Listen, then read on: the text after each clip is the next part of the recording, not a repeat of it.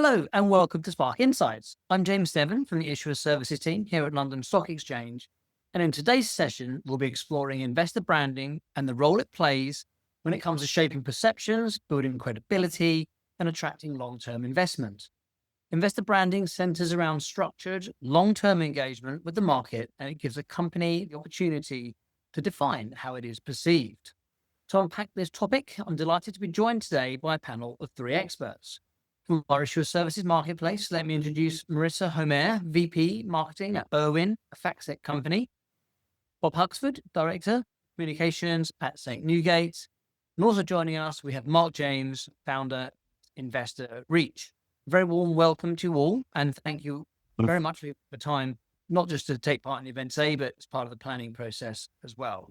So I'm going to give our panelists the opportunity to introduce themselves and the work that they do in a bit more detail shortly. But before I do, let me just cover a few housekeeping points. This session is being recorded, and so anyone who wants to watch again or revisit or share with any colleagues, please feel free to do live on Spark Insights pretty much from this evening going forwards. It's also designed to be an interactive session. So we do encourage you to ask questions using the functionality built into the platform. You should be able to see an ask a question option on the right-hand side of the video player. And the questions will come to me, and I can then present them to the panel during the Q&A section at the end. I'm also really grateful for those of you that took the time to ask some questions at the point of registration.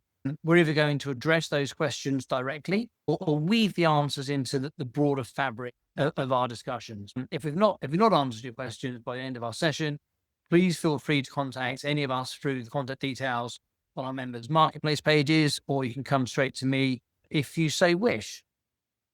So without further ado, let me present my first question to our panel. And again, panelists, perhaps you'd like to give an introduction to yourselves, your companies, and the work that you do there before you give your answers. Let's start with the fundamentals. Bob, why is consistency in messaging and storytelling so critical in investor relations? Thanks, James. Just by way of introduction, I'm Bob Huxford. I'm a director at St. Newgate. St. Newgate's a strategic communications and advocacy company. So we help companies communicate with their various stakeholders, whether that's customers or politicians or media, markets, investors, etc. I typically focus on the investor side of things. So back to the question on consistency in investor messaging. I think as a listed company, probably the most important thing when it comes to investors is that you can gain their trust. I think I'm not going to give my money to a company if I don't fully trust its management team. And, if you keep changing your message, if it's inconsistent, or worse still, if it's contradictory, investors are going to be less likely to believe that what you're saying is for real, and you could end up losing that all-important trust. So I think consistency is absolutely essential in your messaging. Not only that, but a consistent message also provides clarity. Investors want to be sure as to what they're investing and why.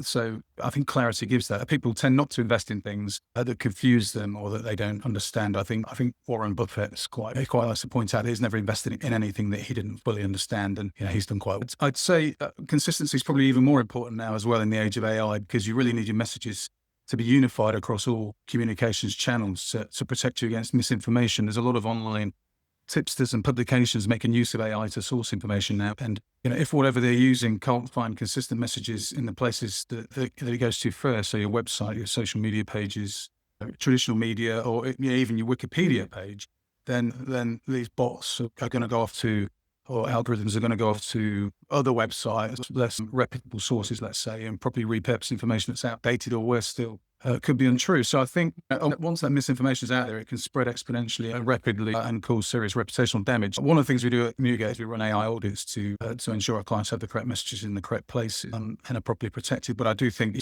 going back to that original question, I think consistency is absolutely essential in your investor messaging. Thanks very much. Thanks very much, Bob. Let's turn to Mark, shall we? Mark, what key principles do you think companies should follow when building investor trust and engagement? And perhaps before you answer, help us set the scenes and introduce yourself and company and the work that you do. Sure. Hi, James. Thanks. And hi, everybody. So look, myself, I've got over 30 years experience in capital markets. I was an analyst, I was a fund manager, I was a broker advisor, and I've spanned both public and private market. And so ultimately, I've been between companies and investors most of my working life before I set up Investor Reach. So Investor Reach, we help ambitious companies find the right investors. We've got a 4-stage approach covering insight into what those investors actually think. positioning, where we work with covered other equity stories, communications, where we get that in front of the right investors, and feedback, where we get some honest and legitimate feedback from investors. Clients are quite varied. We do outsourced investor relations. I also work with the LSE, as you're well aware, James. The LSE approached me a while back to help find investors for the new market. The LSE is launching private securities market, launching later this year, our first market since AIM. So look, key principle, and I'll try and keep this relatively brief because I'm sure we'll come back to them. Reach strategy number one. Show me the money. Investors have a short attention span, especially the new ones. Clearly articulate how you make money and your revenue model. It sounds so basic, but companies often don't do that, especially after a while. I've noticed with mid-cap, the companies go from micro-cap to mid-cap companies, they get a few analysts covering them. They forget to explain what they do. And for the incremental new investor with a short attention span, they're probably just not going to do the work if you confuse them with buzzwords. So do explain that. Have one slide that explains how you make money. Strategy to make your investment case, articulate your market position, your barriers to entry, your competitive moat in your business strength. Strategy 3, I'd go back to what Bob said. I couldn't agree more. Under promise and over deliver. Do that, manage expectations, and do that on a consistent basis. Not only the financials, but also operationally, because people want to gain trust in your ability to execute and deliver. 2 more, and then we should go on to the next question, I think, is strategy 4. Know your audience. Distinguish between institutions and retail, and increasingly do not forget to think about the latter. Do consider investor perception studies across both of those bases so you can get a good feel for what people actually think and actually do expect. And the last one, again, I think it's often overlooked, is define your core investor targets. Have a clear roadmap for investor conversion. I see a lot of very able management trying to do the right thing, rocking up at every investor meeting, every broker event without actually having a clear strategy of who they're looking to convert. And they wouldn't do that in their own business. Have a plan for how you're going to convert your investors. Thanks very much, Martin. Great to hear. And I think lots of those areas we'll revisit and put a bit more focus on throughout our conversation. Sure. Let me turn to Marissa. Hello, Marissa. Good to see you. Let me ask you, you work with lots of different IR teams, and you certainly see lots of different IR teams in action. What would you say are the most common storytelling mistakes that you see them make? And how can they borrow proven marketing techniques to make their equity stories more memorable and compelling? Sure. So hi, everyone. My name is Marissa. I'm the VP and head of marketing at Irwin, a FactSet company. We were acquired by FactSet in November of last year. We talk to hundreds of IROs a year, whether that's in conversations at events, or we have a podcast as well where we share the stories of IROs and their challenges and opportunities in the space.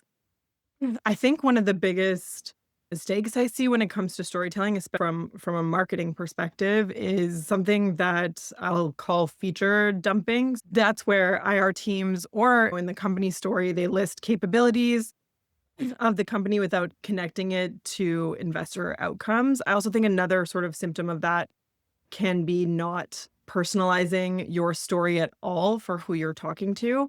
But so an example of that is just looking at an investor deck. There's product specifications, maybe news or developments, but when you look at it, kind of have no idea how they make money. To Mark's point earlier, I think that there's a lot of value in brand equity and carrying that through your storytelling, but I think you also have to be really specific to the audience that you're speaking to. As far as marketing and branding techniques that IROs can bring into their storytelling, I think it's the so what test. So if you make a claim in your investor deck asking what does this mean for returns, if you can't answer that clearly, then you need to rework it. And instead of saying we have 15 patents, say our IP portfolio protects 40% gross margins while competitors struggle at 20%. I think it's just the same information framed differently for investor impact and understanding.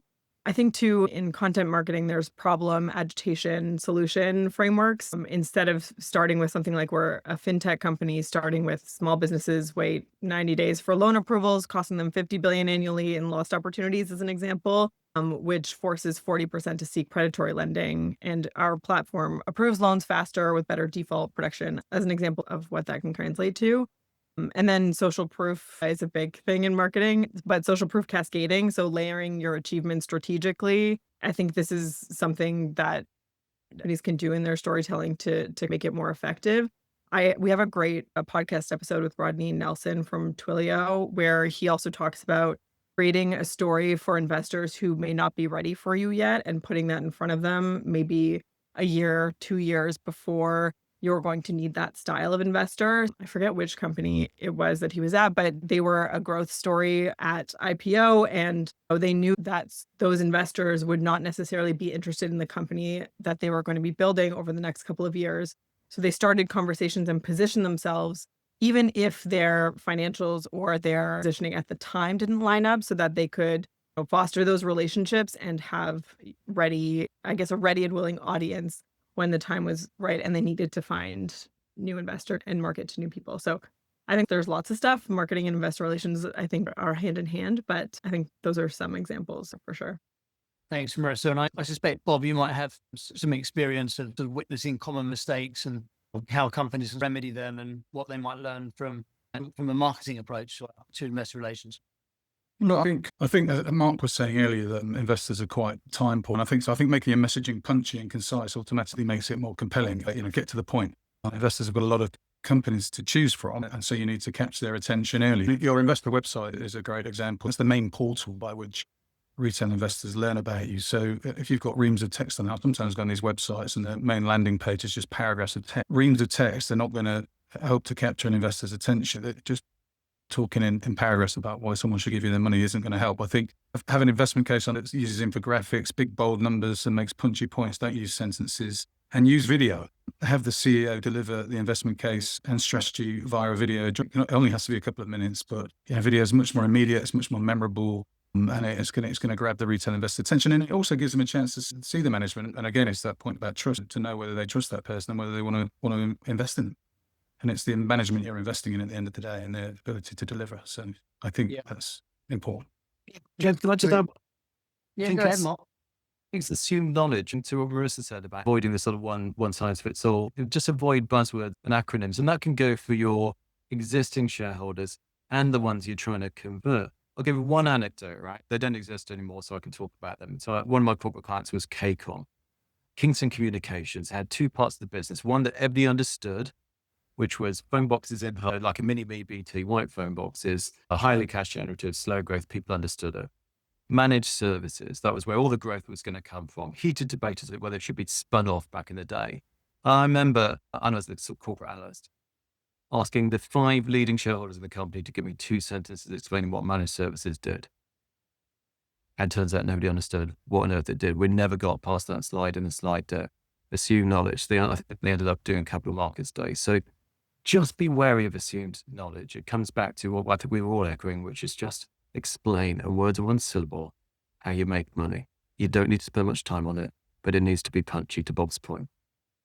And another quick point as well, just on the website, is I think lots of companies that include a strategy is that how they're going to get from A to B, a return on investment, I guess. And just need a very small, just a couple of bullet points, something very simple on there, just to say this is how we're going to make money, a couple of KPIs as to what investors should look out for along the way. Because that just makes the investment decision easier. And it's about that. It's about making it easier for the investor to invest. Yep. Understood, Bob. Look, on that point, Mark, so tell companies how you plan to make money. How do you get the balance right between displaying your ambition and your credibility, but not over promising anything? How do the best companies do that? Just delivery and execution is key. You've got, I think Bob mentioned it earlier, you have to be consistent. Otherwise, nobody will believe you and intention will drift elsewhere. That's financial and operational. I think be very clear. I'd add to that, people will sniff out if you're reporting in one way and you're managing the business in another way. Quite often, companies are either run by product or by geography or by service.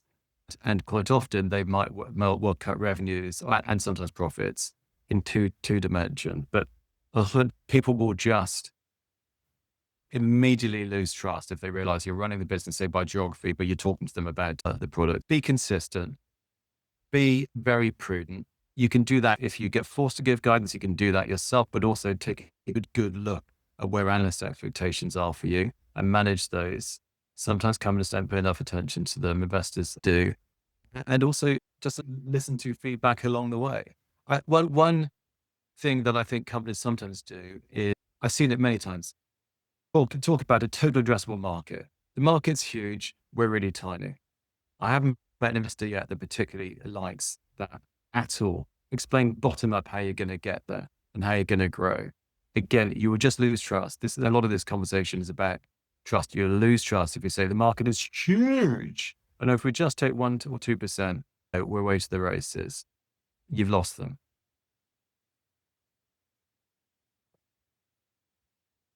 Understood, Mark. Thanks so much.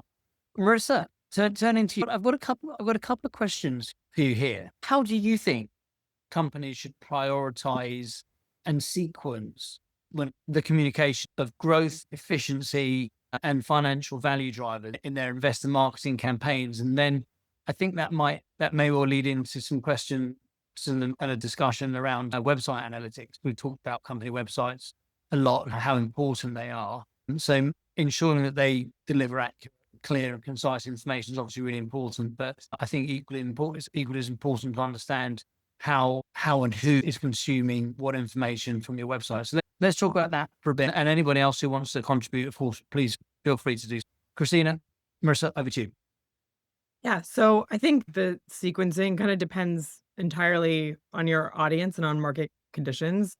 So for some real examples, in growth markets, you lead with growth drivers. I think Netflix did this really nicely in their early days: subscriber growth, international expansion, original content pipeline, and then they supported it with efficiency metrics, and then closed with financial strength. I think growth investors want to see that you can capture the opportunity first.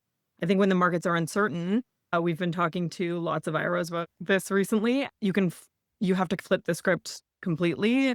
So I think leading with financial resilience, cash flow, strong balance sheets, operational efficiency, and then position growth as gaining market share while weaker players exit. I think Apple does this really well. They emphasize service margins and ecosystem loyalty before they start talking about unit growth. For different investor types, I think when you're speaking to, we actually had Shop on a panel of ours recently, head of IR there. But when speaking to growth investors, they lead with merchant growth and platform expansion. And then when they talk to value-focused funds, they emphasize take rate improvements and operating leverage. Same company, completely different emphasis. The point about IR websites is really funny to me. I worked in enterprise website strategy and marketing for 7 years, and IR websites are such a mystery to me. I think the balance between regulation and want to leverage as a platform is really hard to strike for IR teams. We actually have a tool called Irwin IQ, which we built. It's something that's actually very popular in the marketing tech world, but not popular anywhere else, especially in IR. It was that sort of tool we brought into the IR world, which is IP identification for your website. So showing you the actual investor organization that are visiting your IR website, specifically what content they're consuming on your site. So we see a lot of our clients track not just page views, but the time spent on certain sections of their website, which is often actually very surprising. Like, it's something it's been anonymized analytics for so long on websites with something like Google Analytics, which is a great tool. There's a lot of mystery there. You don't know who is it your brothers on your IR website looking at all the things you've done, or is it an actual investor who just came off a meeting and is looking at your, I don't know, some presentation. So investors might spend 4 minutes reading about competitive advantages, but skip right past market side slides. I think engagement analytics on your website is a really good way to tell if your strategy is working and to understand what parts of your messaging are resonating. And then I think when you layer in the identification of who those visitors are, you can understand what story did we tell them, and then what content are they then either looking to consume, share, confirm, that kind of thing. So I think IR websites actually, to both Bob and Mark's point, present a really great opportunity for IRs to understand how effective their marketing is. But can I add something? I think it's really interesting to hear Marissa speak on that. Look, 30 years I've consumed these things, whether I was an analyst, an investor, or broker, an advisor. Then, of course, I went corporate side or consultant side. And actually, by the way, what I can see, though, there were some dreadful ones out there. And about the other side of the fence and actually how to make them a bit clearer.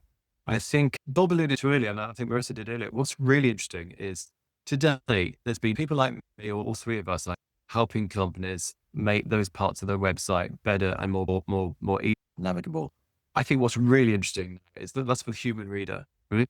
But in a world of AI, where you got a whole nother layer of data scraping going on, and it doesn't need to be just the website. It can be the RNSs, it can be the CEO statement, the chairman's statement.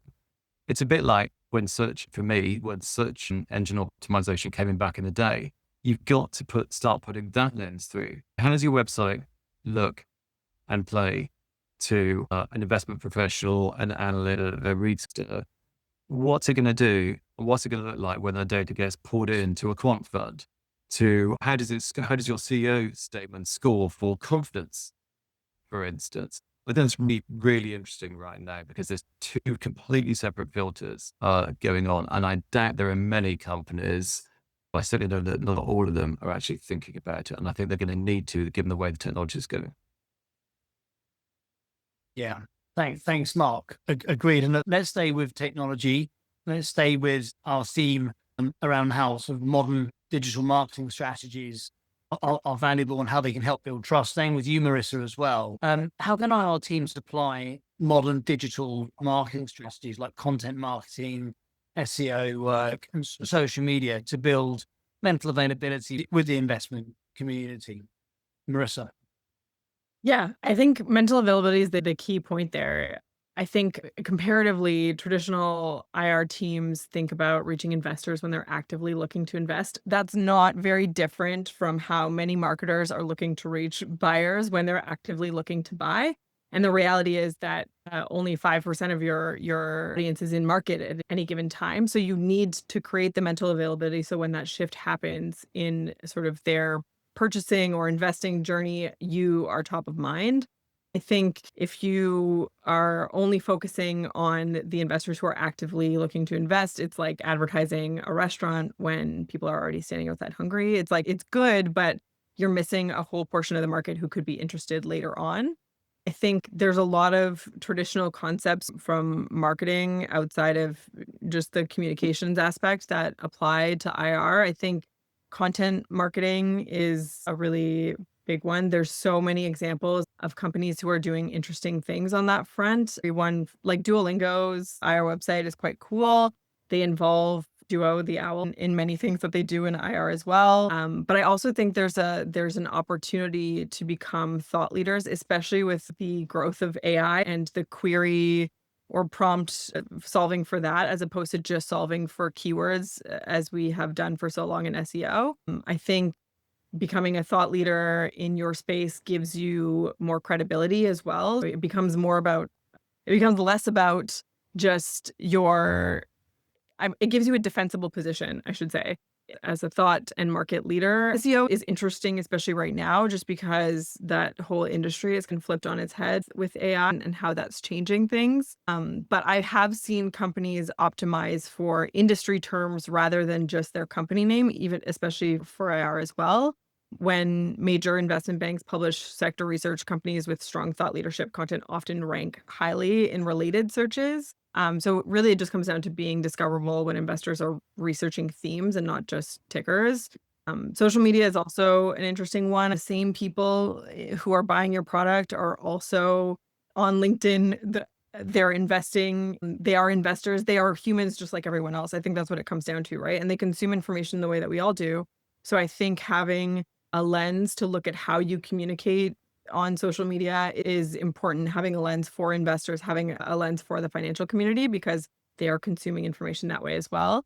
And you're building relationships for the future by doing that. And then I think Bobby chatted about retail as well.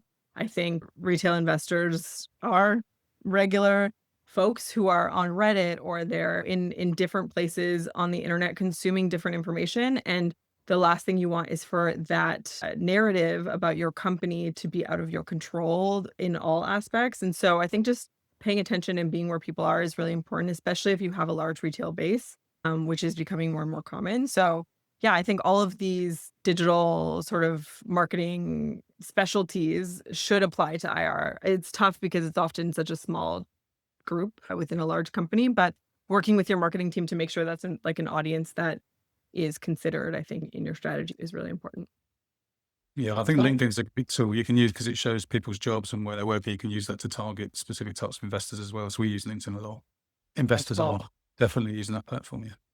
Yeah, thanks, Bob. And we're going to talk a bit more later about the challenge and the opportunity that's presented to companies who would expect to sell their products to individuals as well as sell their equity story to them. So it's an interesting point how we tackle that in today's interconnected digital world. Marissa, just one final question for you before we move on to a slightly different topic. Is there anything else you'd add around how IR teams can leverage marketing automation and data analytics to segment, personalize their investor communications? We've touched on it, but before we close this chapter. Yeah, I think it's having a really good connected way. It's a little self-promotional, but having a really good connected way to understand who your engaged audience is and what they're doing. Having a really strong CRM record. Obviously, having as many engagement points documented as possible. AI is slowly being integrated, I think, into so many of these systems, but being able to summarize your history and understand what someone is interested in. I think that having the added intelligence from a website or someone's behavior on your website allows you to be like, okay, this specific investor that I've met with a couple times, we've talked about ESG in two of our investor meetings. They've then gone to the website and downloaded our ESG report. They're going to get different follow-up than someone who is maybe more focused on financial metrics. I think that having data is great. What you don't want is data without any intelligence. I think that's not always helpful, but being able to really personalize your outreach is the first step of any automation. Being able to segment by especially behavior is really key. And I think that being able to not only that, but understand how likely someone is, especially if it's a target, to invest in your company, depending on not only their engagement with you, but how they engage with the market. Irwin has a new feature called engagement score, which actually looks at an investor, looks at not only your history with them, but their history with all of the customers who are within Irwin, like after meeting their investment history. Are they meeting with companies like yours? Maybe not even just history-wise, but fundamentally. And what is their overall likelihood to invest, as well as their specific interactions with you? And so you can have a better idea of, I'm going to send this email campaign to investors who have an engagement score over X. And so those are the same principles in marketing automation that I use. For example, like lead scoring and engagement scoring translates into the type of content that somebody gets. And it should be the same thing in IR. It's just that there has not necessarily been the technology to, I think, enable that level of intelligent outreach. And IROs have been forced to sort manually and guess and only rely on what they know versus what they're able to observe or see either with other companies or with their own materials and things, their website. So it's a relevance game at the end of the day. Are you able to communicate relevant information that is going to hit somebody at the right time? And a lot of those principles can be leveraged through a really great CRM and having really great data. Excellent. Thank you very much, Marissa. Panelists, we are pretty much halfway through our hour-long conversation. I'm delighted to say that we have had quite a few questions come in as well. So I'll save those to the end. But if anyone watching does want to submit some more questions, please feel free to do. As I said earlier, if we can't tackle them directly during this conversation, we'll certainly strive to get back to you and happily take some time to chat with you and try and answer those questions. So let's move on to the topic of perception studies. Let me turn to you, Bob. Why are perception studies and investor feedback so important, and how can companies use them to refine their messaging? There's no need to operate in a vacuum. Talk to investors, talk to equity analysts, your target audience. So ask them what it is they want to hear. Ask them what they think of your messaging. I'm sure they'll want to talk to you. It's in their best interest that you tell them what they want to hear. Are your messages landing correctly? Are they too convoluted, too jargon heavy, as Mark was saying earlier? Are we highlighting the areas that really matter to the investor? If you're missing out the information that they want to hear, then you're not helping yourself in attracting investment. What do they think of your strategy? What do they think of the investment case? What do they think of your investor brand? And then change things if you can, where appropriate to best fit with their needs. We host results presentations for all of our clients, our listed events, and after every week we go and follow up with attendees, get feedback on what they thought of content, what they thought of the way it was delivered, what needs to change, what was missing, particularly what was missing. And then we do refine the presentation materials accordingly, not just the presentation, but could be the website, it could be how they present them on RNS announcements, any investor materials really. And as you say, it could be perception studies as well. You don't have to wait until after the fact. Go out and talk to potential investors before you meet with them or before you present to them. And that way you're aligning your message with what the market values so that you're better prepared when you do speak to them, you're more relevant and you're more impactful. So why wouldn't you talk to these people? Yeah. James, could I just chip in one thing on please that? do. I 100% agree with everything that Bob said there. My perception is nobody likes confrontation. Investors might actually sit there and let you turn the pages and will walk out again, but having either not understood what you've said or disagreed violently. And these are, by the way, still quite vocal people, but you'll get a much better and honest perception if you employ somebody to independently go and speak to them afterwards. And then, as Bob said, act on what you get. And I think it's all stakeholder groups. Yes, it's analysts. Yes, it's investors. I'd also say Salesforce. Salesforce will come in. You might be the fifth management presentation they've had that day. They'll sit there. If they're doing their job, they might ask the odd question and stuff. But if you really want to get a good perception of how they think, what you think they should be doing, employ somebody to get out and speak to them. Because these are the guys, by the way, that afterwards and ladies that will hopefully amplify the message on the phone to investors. What are they really going to be saying? And the only way you're going to find that out, the only way is by reaching out. I would say, this is when employ somebody independent to reach out and get that honest feedback. And then where relevant, act on it. Because people are just, even quite outspoken investors are sometimes just too polite to tell it to your face because it's not worth it well what they're really thinking. Yeah, that makes sense. Thank you very much, Mark. And look, if I quickly turn to you, Bob, Mark's touched on the importance of being proactive rather than reactive. I think nothing more proactive than getting out there and in front of people and asking them their thoughts and opinions. What other examples have you seen? And why is it so important in your world to be proactive rather than reactive when it comes to investor communications? If you're proactive, then you get to form the narrative. Use social media, LinkedIn to spread your message, put out press releases, contribute to op-eds. Talk to Jen and meet with them and get some professional media training if you need it so you can understand how to talk to them, what they want to hear.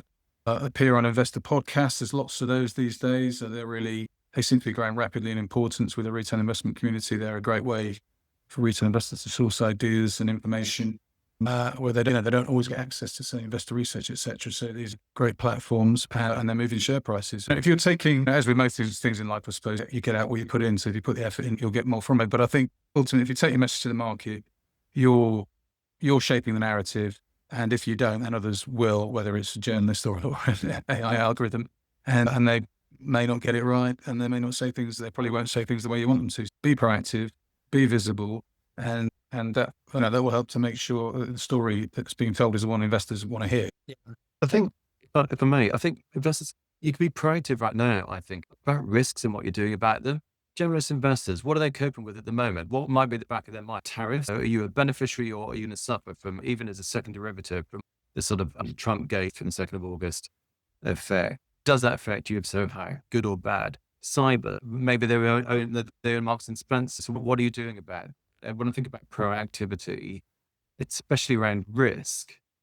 You can deviate at times from just the book standard financial results and put yourself in the hands of a generalist investor and some of the things they've had to cope with, because that might be well be at the back of their mind. Those are the things that come to my mind in terms of proactivity. Thanks, Mark. Marissa, let me turn to you. Mark mentioned cyber. I don't need to name the companies directly, but we've seen some recent examples of B2C companies facing some challenges. let me get to the question, Marissa. B2B and B2C companies face different challenges when aligning their corporate brand with their investor brand. What specific strategies would you recommend for each of them to create brand consistency without diluting any sort of investment case? Yeah, I think it's interesting because I think a lot of companies struggle with this. And it's honestly, I think the core issue is integration across the business. I have seen so many examples where marketing teams like barely know what IR is. And so it's very difficult to ensure consistency across the board if the two teams aren't working together. I think trying to force alignment is not good either. I've seen a lot of B2C companies try to make their Super Bowl ads investor friendly, and a lot of B2B companies do for investors with a product like really technical specifications. I think for B2B companies, it's a bit easier, but it still requires intention. I think you can look at Microsoft's approach and their developer conferences, or Salesforce and Dreamforce. And so you have the opportunity to excite customers, but also show investors revenue opportunities. I think Shopify does this well too with their merchant success stories. For B2C companies, you need strategic separation a little bit more, I think. I think that Netflix did that really well early on, talking about entertainment and personalization to consumers, but emphasized subscriber acquisition costs and ROI and churn rates to investors. It's the same content strategy, but completely different business implications. So I think it's tough. I think you also have to learn from failure. I think I've seen some luxury brands using heritage and craftsmanship message to both audiences, which is great for consumers, but investors really don't care. So I think that the framing of that could be different in that heritage drives pricing power, and pricing power is it enables premium margins, and as to further that example. I think that you want to try to avoid making your consumer marketing do double duty for investors. I think creating distinct but aligned narratives under the same brand, which should be the foundation of it all. And then you have your audience specific positioning and messaging layers on top. I think the underlying value creation should stay the same. It's just how you articulate it that's a little bit different. James, my experience was Mark, go on, yeah. Sorry, they face it. My experience, the added challenge is the fact that every investor or potential investor is a consumer and believe that they understand the product, the service, the business model. And I see that time and time again. I was a telecom analyst for 15 years. I had investors tell me they couldn't possibly buy Vodafone because the coverage was terrible in their area. I kid you not, it's professional investors, although the broadband was rubbish. Although actually, in those days when I was a telecom analyst, the broadband was rubbish everywhere. But you see that time and time again. Investors put their own misconceptions or personal experiences, despite the fact they're paid to make quite more rational judgment, to the fore. And I think that's a challenge that many of the people I know in B2C companies often have to deal with. I think there's a really great example of that in Delta, who's one of our customers. Andrew Storm actually did a podcast on it, but talks about imagine being an airline. Everybody has had some poor experience flying, right? And so how do you change that perception when the person on the other end of the conversation maybe understands the market, but had a recent crappy flight? So yeah, it's interesting for sure. I've seen similar behaviors in very large sort of global fast food chain restaurants where it's crucial. They put a lot of emphasis and importance on how they treat staff who leave, knowing that if staff leave with a bad sort of, I want to say taste in the mouth, that's a bit of an easy pun to make for global fast food chains, but they feel that if people haven't enjoyed their time with that particular employer, or they leave on bad terms, they won't go back there when there's other options on the high street or in the mall, whatever's there. So yeah, I can see how that would work here. Guys, we've done really well. We've got 15 minutes to go, which gives us the opportunity, I think, to tackle some of the questions from our audience. And we've had some really good ones coming in. I'm going to quickly give you all the opportunity to tackle this. We've had a couple of good questions around just the nature. So I'll read out a couple of questions, give you a chance to think about them and answer as you see fit. Does the nature of communications differ when speaking to international investors? So I guess that's our audience here at London Stock Exchange tends to be our listed companies, but not exclusively, of course. So there's a question there. So international versus domestic investors, if you so wish. And then another one around how do you craft a narrative between institutional and retail investors? Are there any changes? Should there be any changes? If there are, what are there? And does that vary between different types of companies? So there's a question there. So maybe let's have those two first. Would anyone like to take on retail versus institutional, or domestic versus international? I'd like to take on retail versus international, and I'm sure the others would obviously got a view as well. My view is you don't necessarily need to change the narrative too much, providing, again, you make yourself very, very clear. I do think you've got to change your approach to actually getting in front of them. The traditional approach, or the approach that a lot of brokers might slip into, is just put you in front of the same old investors, the people already on your cap table and stuff. Actually be proactive about engaging with a retail audience. Bob said, there's a lot of the venues appearing where you can appear. I would suggest doing them all and work out what works for you based on the audience and the question, and actually what you afterwards. I would say have a good long think, perhaps about your AGM, which typically is in person and 5 people in a room in a bunch of lawyers. Is that really suitable for you if you're especially if you're consumer facing brand in a world where webcasts are so easy to do these days? The job of a hat. So I think your messaging can be consistent, but your approach, especially around retail, needs to be very different. Here in the UK, you got a bunch of people that help put you in front of institutional investors. What are they really doing around the retail audience? You got to work out that strategy for yourself. And at a time where unfortunately there's been a lot of outflows over the course of the last 4 years in institutional funds, the importance of the retail base in many instances, it has gone up and up. And if you don't proactively engage with them through some of these venues and work out what works for you, then I think you're really missing a trick. Yeah, I'd agree with that. I think the retail investors are becoming increasingly important. And they've been often ignored as an audience in the past. And I think there are platforms now, lots of platforms where you can engage with retail investors, including the LSEG Spotlight platform, of course. I think should just as it's almost a moral imperative that I think they ought to employ these things and talk to the retail investor more than they do. I think it's only fair. Agreed. An important group. Would anyone like to tackle domestic and international? Or I guess the message is the message. It should be consistent, and you wouldn't necessarily, there aren't too many changes you might make other than considering some translation opportunity functionality within your website. It's the only areas where, sorry, go on. No, go ahead, Mark. The only areas where I've seen it be needed, I suppose, it comes back to perceived understanding.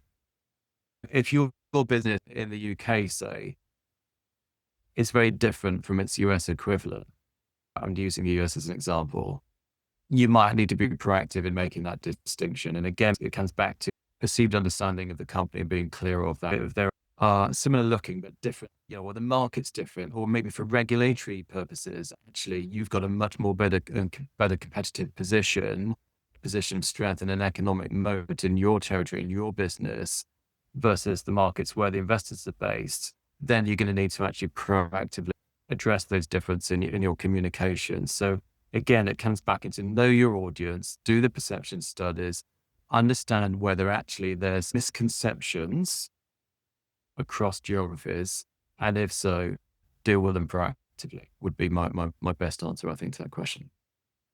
Sounds good, Mark. Sounds good. Okay, so we've got 10 minutes to go. I've got some other questions that we can work through here. So let me put 2 questions to the panel that sort of stick out as good to tackle right now. What's one investor communication trend that you think companies are underestimating right now, and why should they pay more attention to it? I'll have us take a second to think about that one. I'm also going to ask, we've talked about over-promising a lot on our session today, but let's assume that happens. Let's assume it's unintentional. But how can companies recover if they've already made that mistake? Good strategic communications support, I would have thought, Bob, that'd be helpful. Good engagement afterwards. Let's take that then. Go ahead, Bob. Yeah, I don't think you can mess up too many times. Investors are they're not very forgiving, I would say. And they've got long memories as well. So I think you have to be super vigilant if you have missed your numbers in terms of making sure you don't miss them again. You know, I think you might get a second chance, but you might not get a third chance, I think. And you could have two companies that are completely identical. It could be, and they could always release the same numbers every year. But if one of them consistently overpromises, you're letting your investors down. You lose that trust that we talked about earlier. You know, investors will sell. There'll be no buyers out to take them, and simple supply and demand. Your share price goes down. You'll end up with a significantly lower valuation than your identical twin. It's all about perception. I think it's not, and it's all about trust. And if you have missed your numbers, then you've got to work extra hard. And yes, get out there and talk to people and put in the shoe and work hard on your communications. I also think like tracking those interactions and the sentiment of them over time can help you understand if you've been able to actually overcome that perception. So like whether it's bigger initiatives like a perception study or like a pulse survey or something that captures that moment in time. Even honestly, some people use tags in their CRM. There was one example, I'm trying to remember who it was, but there was a company who would track a topic with a tag on an investor in their CRM in every meeting. And, there was a concern around numbers there. That would be the tag. And then they would track it over the next couple of quarters. If it kept coming up, they would know that they didn't address the problem correctly. And if they were able to see its wane over time, then they know that the answers that they gave or the communications that they put out had maybe solved the problem just by tracking how often it came up. And now there's like lots of things to layer on top of that, like AI note review and stuff like that. But I think it's just really important to be consistent in tracking those interactions and making sure that you have a record of how those conversations went. I think also just be brutally Go ahead, honest. Mark. I agree with, I think the last thing Bob said, which was don't hide, be upfront about it, but also just be brutally honest, because investors will see through you if you start blaming it on something. You just have to, at some point, we're all humans, at some point in time, say, look, actually, we got this wrong. And to talk about the things you're doing to address it, to ensure it doesn't happen again. Good advice. Good advice, Mark. What about the question that we're grateful to receive around one investor communication trend that you think companies are underestimating right now? And what should they pay more attention to? Is that social media? Is that up there? Is that sort of digital engagement through videos? I know some CEOs are into that, have got themselves in the habit of just giving frequent video updates and more familiar with sort of social media celebrities, if you will. What does our panel think about that? I would say AI, but I know that's a bit of a cliche, but I do think you cannot ignore it. I think for me, post-COVID, webinars like this are so easy to do. Short bite-sized chunks are really easy to do. We still have companies, however, that spend 3 or 4 months at least working on a whole capital markets day strategy. And that's great. But actually consider what you're trying to achieve. Maybe you should do some bite-sized chunks. Maybe if you want to highlight one division, maybe do that and do it now. If you want to highlight a new management team, a new strategy, whatever it is, consider what you're looking to achieve, because these days it has never been so easy to organize in little bite-sized chunks at the right subject to close periods, etc. Little mini webinars rather than a big bang. And it would come back to full circle to the time poor thing. Actually have investors got time to spend a whole day and your capital markets day they worked on for 6 months. And if you think they haven't, maybe think about addressing it through 1 or 2 webinars along the way. You might find it a darn sight easier and more effective. I could go on with many other examples, but I think that's something that I often see missed. Yeah, I think that's true. We're seeing a lot of that now. Companies wanting to stay more visible, more frequently, and short videos do tend to be a good mechanism for doing that. We got a couple of minutes left. I've got a couple of other questions here. What are the most common mistakes in IR that damage brand trust? Let's assume that missing the numbers is up there. Is there anything other than that you think companies might be doing that we certainly would advise to not do? Touched on a few, certainly. Yeah, the clear, concise information, websites. A bugbear of mine is the total addressable market. It's an enormous market and we're tiny in it. Yeah. Because, what are people supposed to do about that? How do you get to something Bob said earlier? How are you going to get from A to B? bottom up, how are you going to provide that growth? Talk people through the growth drivers. I see a lot of the kind of the former and not as much as I'd like to see of the latter. I think on the AI point as well, I've seen RNS releases that look to me like they've been AI generated. I think you have to definitely steer clear of that. That's not helpful to anybody. And we had another thing, we've had journalists come back to us as well talking about AI. We've seen journalists talking about how they've been sent things from PRs, talking about how they feel like the PR selling was AI generated. And it's, well, what's the point of you as a PR? What's the point of me as a journalist if all we're doing is repeating things that have been generated by machines? I think you've got to be absolutely steer clear of any of that. It's not very helpful for anybody. Yeah. I think we've got time for one last question. Is building investor trust all about financial performance of the company? No doubt it's an important part. Marissa, I'm going to give you the chance to. Yeah. I think there's just so much nuance to what trust means, but I think it's everything. It's how your management team shows up. It's how an investor interprets your brand. It's your position in the market. It's what your peers are doing. It's, your financial performance is part of that for sure, but I think there's just so much more to it. And I think it would just be like a missed opportunity to say that it's only about the financial performance. I'd echo that. You got to talk about operational delivery as well and operational expectations. It's not all about financial. If you say you're going to launch in a new market in 12 months' time, and 2 years on, you still haven't done it, what are people going to think next time you talk about entering into a new area?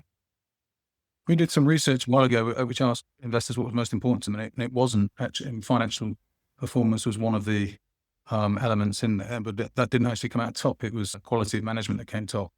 But essentially, they're investing in the management's ability to deliver. The financial performance at any given time is just, that's already in the past almost to say. It's not that. It's not even that. Okay. Look, that brings us to the 60-minute point. So I guess it leaves me to say thank you all so much, Mark, Bob, Marissa. It's been great to hear from you. Thanks so much once again for giving up the time for us to plan how we're going to tackle this topic and then obviously tackle it here today. If anyone watching wants to learn more about FactSet, Newgate, Investor Reach, or the work we're doing, or the work Mark's doing here with us, the LSEG, do feel free to get in touch. Contact details are available on marketplace pages. I'm sure you can find us in the other common ways of getting in touch with people these days. And also thanks so much for those of you that have taken the time to, we do appreciate it. We hope it's been helpful. And we look forward to welcoming you back to Spark one day soon. Thanks again and goodbye.